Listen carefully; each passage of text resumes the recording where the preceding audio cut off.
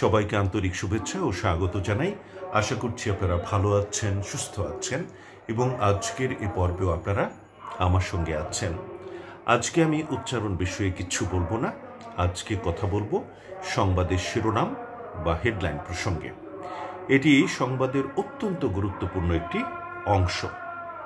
এ বিষয়ে যারা আগ্রহী, অর্থাৎ আগামী দিনের যারা সংবাদ উপস্থাপক হতে চান, যারা প্রশিক্ষণার্থী কিংবা যারা নবীন উপস্থাপক, তাদের সবার জন্যই আজকের এই আলোচনাটি বেশ খানিকটা সহায়ক হতে পারে।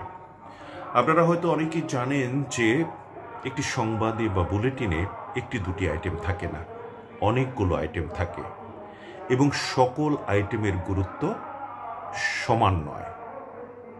কোনো কোনোটির গুরুত্ব বেশি, কোনো কোনোটির গুরুত্ব অপেক্ষাকৃত কম। বার্তাকক্ষে যিনি বার্তা সম্পাদক হিসেবে দায়িত্বরত থাকেন, এটি অত্যন্ত গুরুত্বপূর্ণ একটি দায়িত্ব। তার কাছে সকল সোর্স থেকে সব খবর আসে, তার ডেস্কেই আসে এবং তিনি সেই সব খবরগুলোকে নিয়ে রানডাউন তৈরি করেন বা স্ক্রিপ্ট তৈরি করেন, গুরুত্ব বিবেচনা করে শুরু থেকে শেষ পর্যন্ত এই কাজটি তিনি করেন।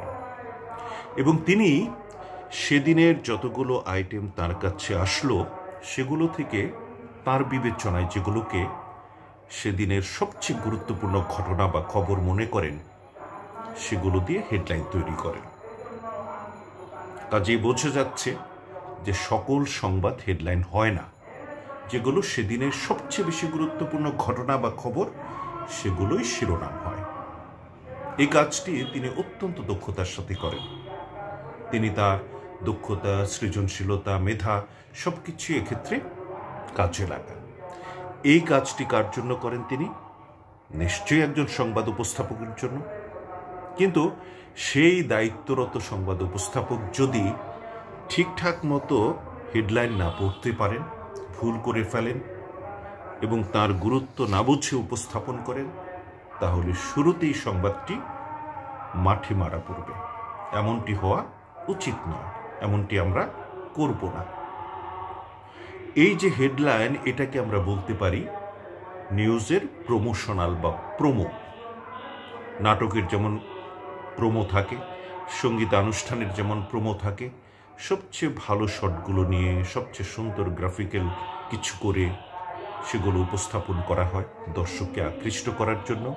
আমরাও খবরটিকে দর্শকের কাছে, শ্রোতার কাছে সেল করি বা উপস্থাপন করি এই হেডলাইন দিয়ে। কারো কাছে হেডলাইনটি ভালো লেগে গেলে তিনি হয়তো শেষ পর্যন্ত খবরটি দেখবেন। কাজে এই গুরুত্বটি আমাদের বুঝতে হবে।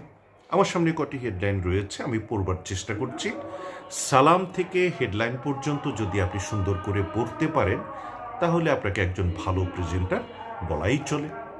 আর অডিশনে গিয়ে এই সালাম সম্ভাষণ থেকে হেডলাইন পর্যন্ত যদি আপনি মোটামুটি সুন্দর করে উপস্থাপন করতে পারেন, তাহলে আমি বলবো আপনি অডিশনের পথে অনেকখানি এগিয়ে গেছেন।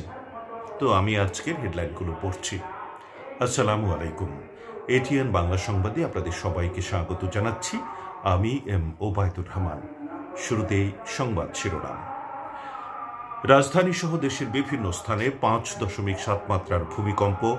ঢাকা ও নারায়ণগঞ্জে নিহত 5, আহত অর্ধশতাধিক।